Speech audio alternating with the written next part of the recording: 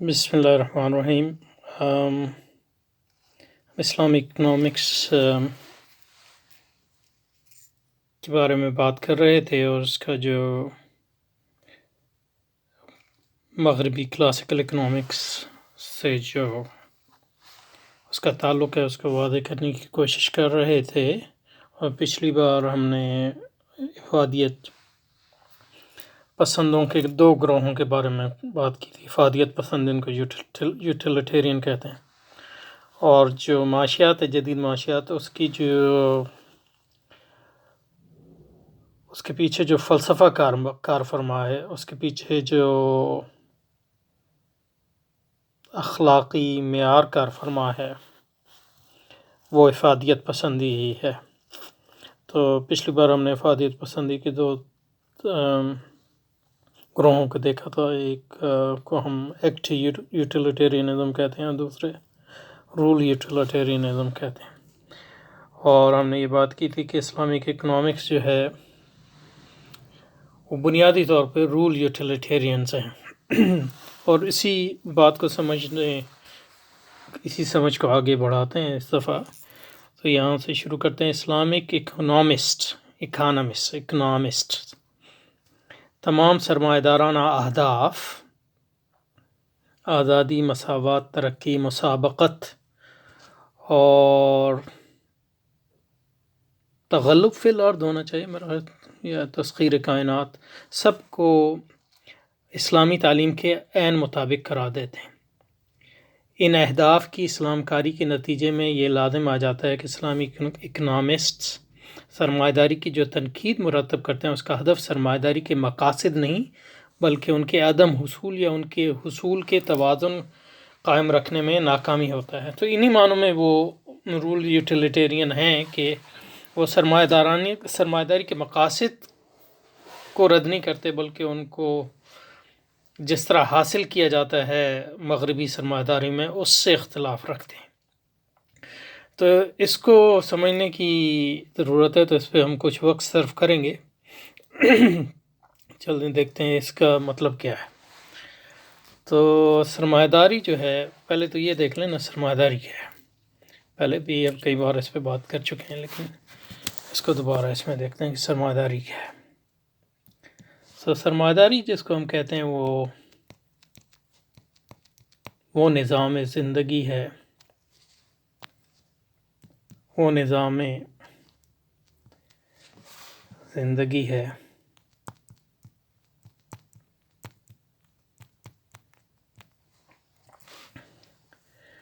جس میں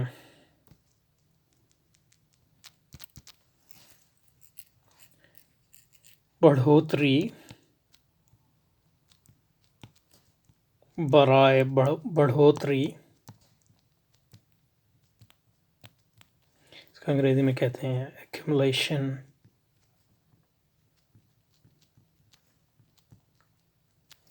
for the sake of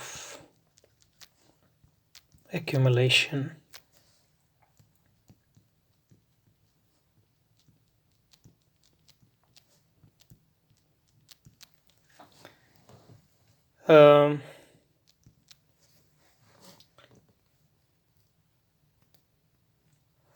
وہ نظام زندگی اس میں بڑھوتری فرد، معاشرے اور ریاست کا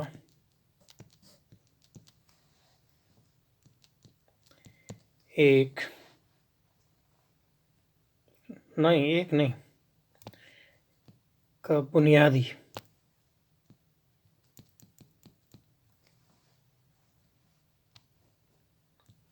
بقیہ میں اوپر لکھ رہا ہوں، بنیادی مقصد ہوتا ہے۔ تو یہ ایک ایبسٹریکٹ ڈیفینیشن ہے، تعریف ہے ان معنوں میں کہ جو بھی معاشرے اس تعریف پر جتنا پورا اتریں گے، کوئی دنیا میں ایسا معاشرہ نہیں ہو سکتا جو اس تعریف پہ 100% پورا اترے، کیونکہ اگر ایسا معاشرہ ہوگا جو 100% اس پہ اترے تو وہ انسانی معاشرہ نہیں ہو سکتا۔ کہ تو جس حد تک تو ہم جب یعنی مغربی لفظ استعمال نہیں کرنا چاہیے، کیونکہ سرمایہ داری جو ہے ایک عالمی قوت ہے، تو یعنی جاپان میں بھی سرمایہ داری ہے، اور چین میں بھی سرمایہ داری ہے، اور کوریا میں بھی سرمایہ داری ہے، اور ملیشیا میں سرمایہ داری ہے، اور ترکی میں بھی سرمایہ داری ہے، اور پاکستان میں بھی سرمایہ داری ہے، مختلف لحاظ سے۔ تو جو بھی معاشرہ جس حد تک اس معیار پہ پورا اترے، اس حد تک ہم اس معاشرے کو سرمایہ دارانہ معاشرہ کہیں گے، کہ بڑھوتری برائے بڑھوتری فرد، معاشرہ اور ریاست کا بنیادی مقصد ہوتا ہے۔ ان تینوں سطحوں پہ ہونا لازمی ہے، ورنہ سرمایہ دارانہ تہذیب قائم نہیں ہو سکتی۔ اور سرمایہ داری کی فروغ کے لیے ضروری ہے کہ تو یہ سرمایہ داری کی تعریف ہے، اور اس کے لیے ضروری ہے کہ سرمایہ داری کے فروغ کے لیے ضروری ہے، اس کو ہم تاریخی تناظر میں پڑھیں گے، لیکن میں اس کا ایک آپ کو آئیڈیا یعنی خیال دینا چاہتا ہوں، یا جس کو کہتے ہیں مائنڈ میپ۔ سرمایہ داری کے غلبے کے لیے یہ ضروری ہے، کئی چیزیں ضروری ہیں، لیکن ضروری ہے جب وہ آتی ہے پہلے، کیونکہ سرمایہ داری ہمیشہ یعنی سرمایہ داری کی اپنی کوئی چیز نہیں ہے، اس نے ابھی تک سرمایہ داری نے آج تک خود کوئی چیز ایجاد نہیں کی۔ سرمایہ داری کی ایک اہم یہ خصوصیت ہے کہ سرمایہ داری جو ہے معاشروں میں آتی ہے باہر سے، یعنی یہ سرمایہ داری جو ہے معاشروں کے اندر سے نہیں پیدا ہوتی ہے، ان کے مرکز میں نہیں پیدا ہوتی۔ تو اب یورپ میں بھی دیکھیں گے کہ یعنی یہ شروع ہوئی اٹلی کے شہروں میں جو تجارت کرتے تھے، یہ چھوٹے چھوٹے جیسے یعنی مطلب یہ ہے کہ نیپلس اور اس قسم کے، اور پھر یورپ کے دیگر علاقے میں مرکزوں سے نہیں شروع ہوئی، بلکہ یعنی مطلب یہ کہ ان معاشروں کی سرحدوں پہ، یعنی مطلب بنیادی طور پہ جو ٹریڈنگ پوسٹ نہیں وہ قائم ہوتی تھی، بحری اور سمندری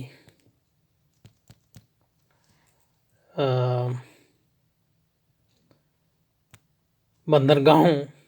کے ذریعے، اور یعنی کہنے کا مقصد یہ کہ معاشرے کی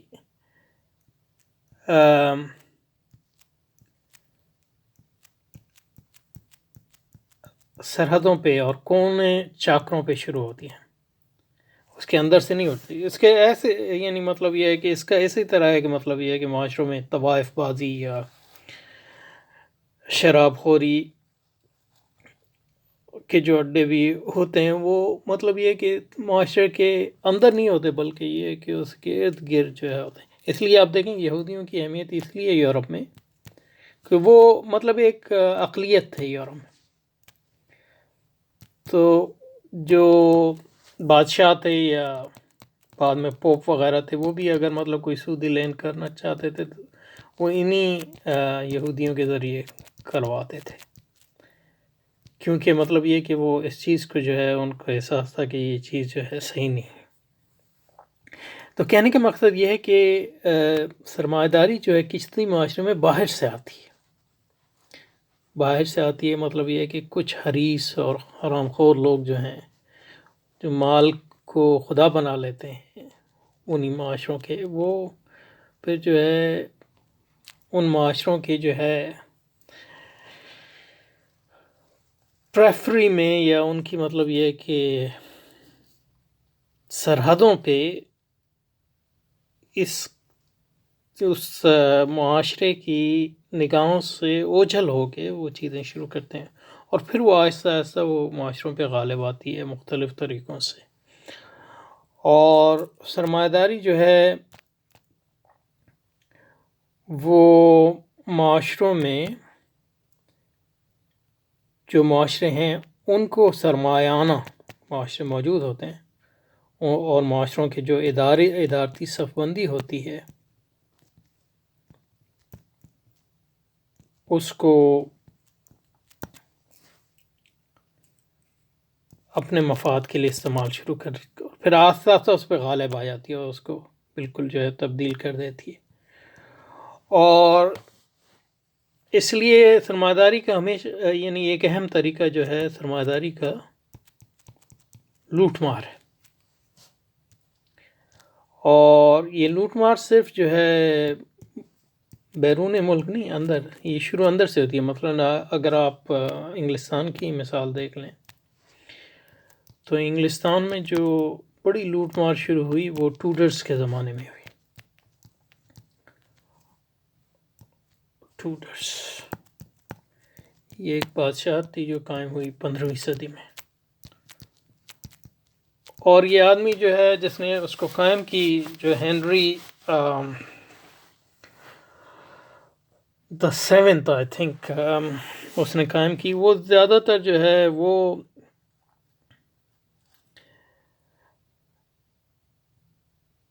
اس کا بادشاہوں کی نسل سے بھی پوری طرح تعلق نہیں تھا، وہ زیادہ تر فرانس میں رہا اور اس نے جو ہے وہاں لوگوں کو جمع کیا اور اس نے پھر آ کے اقتدار پہ قبضہ کر لیا۔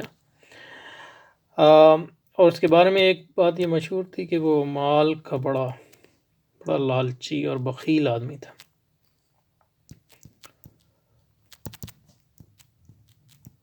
اور اس کا بیٹا جو ہے ہنری the eighth جو ہے وہ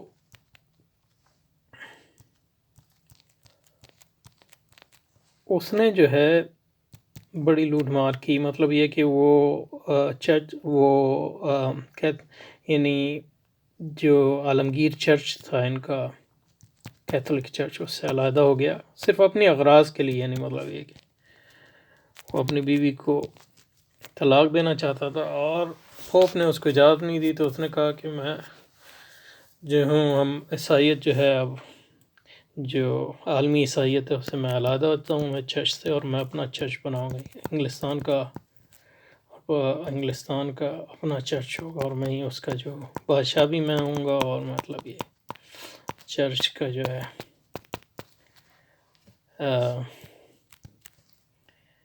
حاکم اعلیٰ بھی میں ہوں گا۔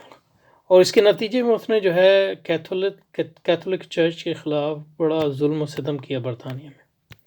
اور اسی ظلم و ستم کے نتیجے میں جو ہے انہوں نے جو عیسائی خانقاہیں تھیں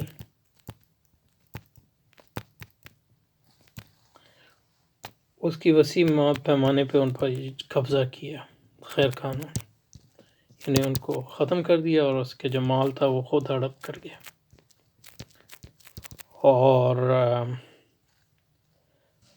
اسی دوران جو ہے جو بڑے بڑے زمیندار تھے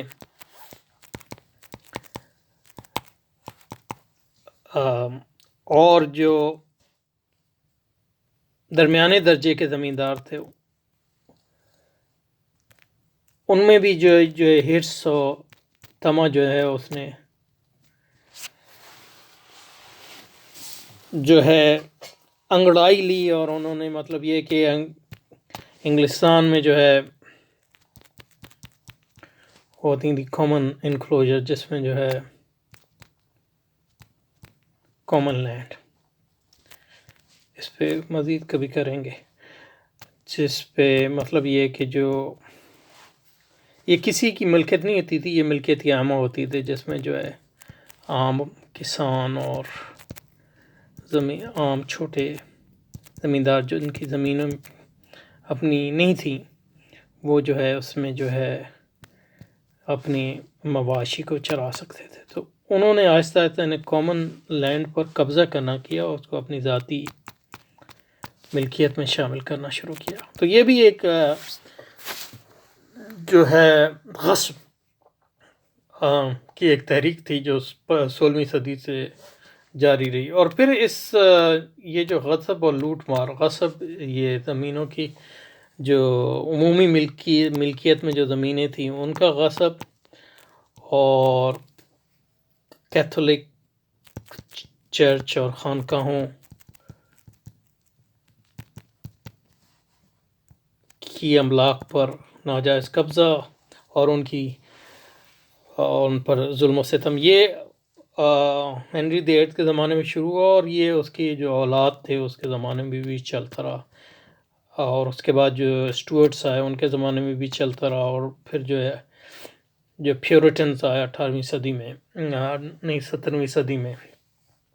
انہوں نے جو ہے اس لوٹ مار کو اپنے عروج پر جما دیا. اور یہ پیورٹن جو تھے یہ مذہبی لوگ تھے، یعنی مطلب یہ کہ لیکن یہ یعنی پروٹیسٹنٹ تھے، اور یہ کیتھولک چرچ کے مخالف تھے. انہوں نے بڑی ظلم و ستم کیے مطلب آئرلینڈ میں، کیونکہ وہ کیتھولک تھے اور ان کی زمینیں لوٹ لیں. اور پھر انہوں نے مطلب یہ ہے کہ برطانوی ریاست کو جو ہے مضبوط کیا پروٹیسٹنٹزم کے نام پہ، اور دنیا بھر میں پروٹیسٹنٹ لوگوں کی مدد کے لیے اور سرمایہ داری لوٹ مار. کیونکہ پروٹیسٹنٹزم کو مذہبی تحریک تھی، اس کا ایک لوٹ مار اس کا اہم حصہ تھا، اور وہ لوٹ مار جو ہے کیتھولک چرچوں کی لوٹ مار اور ان کیتھولک لوگوں کی املاک کی لوٹ مار. اور یہیں سے جو ہے اور اس کیتھولسزم کے خلاف جو ہے لڑائی کے لیے انہوں نے بڑی کمپینیں چلائیں، اور اس کی بنیاد پر انہوں نے ٹیکسوں میں اضافہ کیا. اسی کی بنیاد میں برطانیہ میں جو ہے ایک ایسی ریاست قائم ہوئی جو بعد میں اس قابل ہوئی کہ دنیا بھر میں جو ہے لوٹ مار کر سکے. تو یہ بات جو ہے لمبی ہو گئی، لیکن کہنا یہ چاہتا ہوں کہ سرمایہ داری جب بھی کسی معاشرے میں قائم ہوتی ہے وہ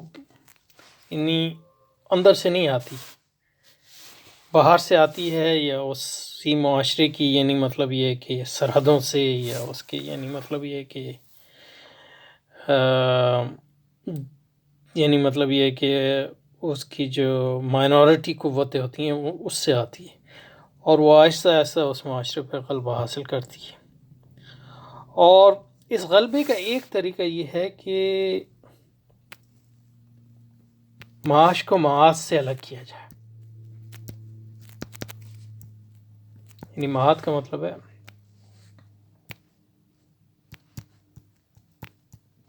آخرت، اور معاش کا مطلب ہے، اسی سے معاشیات نکلی ہے نا، معاش کا مطلب ہے دنیا داری وغیرہ، اور مطلب یہ کہ مال و دولت کا حصول اس لحاظ سے کہ آپ دنیا میں اپنی ضروریات پوری کر سکیں. تو جو روایتی معاشرے ہوتے ہیں ان میں ہمیشہ معاش جو ہے وہ جو عمومی تہذیب ہوتی ہے اس کے تابع ہوتی ہے. تو وہ تہذیب یعنی یورپ میں عیسائیت تھی، تو معاش گو کہ عیسائیت سیکولر تھی، لیکن اس نے معاش کے بارے میں ایک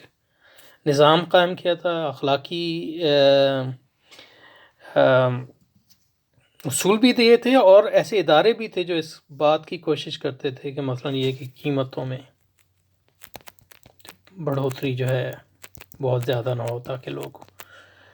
اور وہ عیسائیت اس پر بھی زور دیتی تھی کہ دنیا کو زیادہ کمانا جائے، دنیا بری چیز ہے،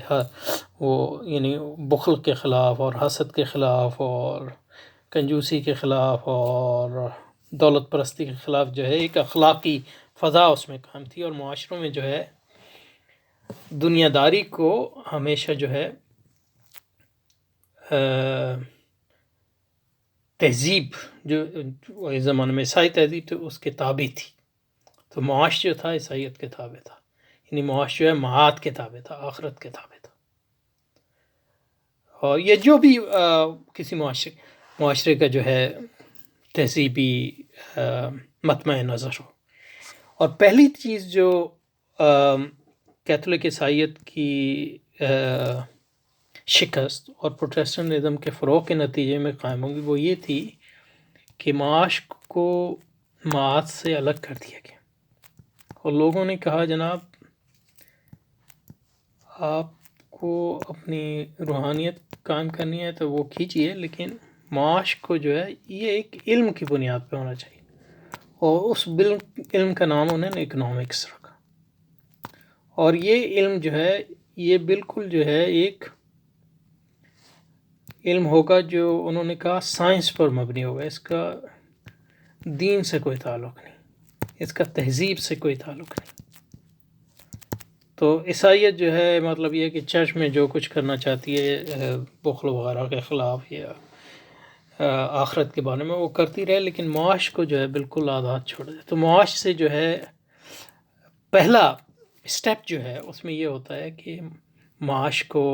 ایک ٹیکنیکل مسئلہ بنا دیا، یعنی مطلب یہ ہے کہ معاش ہم اس لیے معاش ایک علم ہے، اور اس علم کا مطلب جو ہے کہ زیادہ سے زیادہ وسائل جو ہیں فرد کے لیے بھی، معاشرے کے لیے بھی اور ریاست کے لیے بھی بنانا ہے، اور اس کا دین اور مذہب سے کوئی تعلق نہیں، تو مذہب کو اس میں جو ہے مداخلت کا کوئی حق نہیں ہے۔ اور یہ ایک ٹیکنیکل مسئلہ ہے، تو اس میں جو اکانومسٹ ہیں پہلے مطلب جو معاش کے مسئلے پہ جو لوگ لکھتے تھے وہ عیسائی فقیہ ہوتے تھے،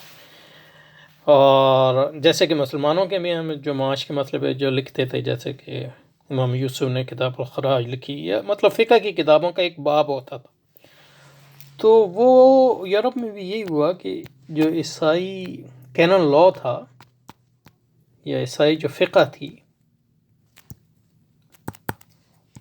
اس سے معاشی مسائل کو آہستہ آہستہ خارج کر دیا گیا،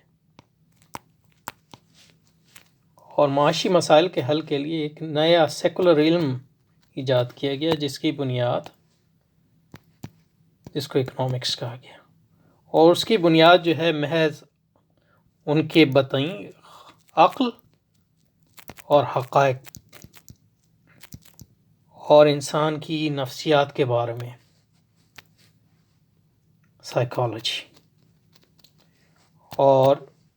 یہ علم جو ہے اکنامکس ہے، یہ آدم اسمتھ نے جو ایک فلسفی تھا اور تنویری فکر کا حامل تھا، تنویری فکر اس نے ایجاد کیا، اور اس میں 2 کتابیں، ایک اس نے لکھی ویلتھ آف نیشن، کیسے ملک جو ہیں امیر ہوں، اور دوسری اس کی اخلاقی بنیادوں پہ اس نے لکھی تھیوری آف مورل سینٹیمنٹس۔ تو اخلاقیات ایک نئی ایجاد کی، ایسی اخلاقیات جس کا عیسائیت سے کوئی تعلق نہیں تھا، اس اخلاقیات کی بنیاد جو تھی سائیکالوجی سے تھی، نفسیات سے تھی، اور اس نے ایک نیا اخلاقیات سرمایہ داری کی ایجاد کی، اور اسی کی بنیاد پہ اس نے جو ٹیکنیکل اکنامکس کی کتاب ویلتھ آف نیشن رکھی، اور یوں ہمارے پاس اکنامکس کا علم آیا۔ تو جب ہم اسلامک اکنامکس کی بات کرتے ہیں تو وہ آدم اسمتھ کے پیروکار ان معنوں میں ہیں کہ وہ بھی اکنامکس کو دین سے بالکل الگ کر دیتے ہیں، اور اس کی بنیاد بھی اکنامکس پہ رکھتے ہیں، صرف جو ہے کچھ لیپا پوتی کر لیتے ہیں کہ اسلامی اخلاقیات کی، اس کے علاوہ کچھ نہیں، ورنہ جو ہے ان کی جو بنیاد بھی وہی اکنامکس ہے جو آدم اسمتھ نے ان 2 کتابوں میں رکھی تھی۔ تو یہ جو ہے اس میں کافی، لیکن اس پیراگراف کو پڑھ لیتے ہیں اور اس کو پھر دوبارہ ہمیں کرنا پڑے گا، بہت زیادہ ہو گیا وقت۔ تو یہاں سے ہم نے کیا تھا کہ اسلامک اکنامسٹ،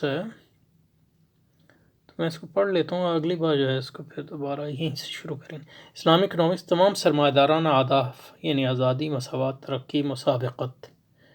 تغلب فی الارض سب کو اسلامی تعلیم کے عین مطابق قرار دیتے ہیں، اور اسلامک اکنامکس بھی مطلب جو ہے وہ اسلامی اکانومکس ان معنوں میں ہے کہ وہ ان اہداف کی اسلام کاری نتیجے میں یہ لازم آ جاتا ہے کہ اسلامی اکنامکس سرمایہ داری کے جو تنقید مرتب کرتے ہیں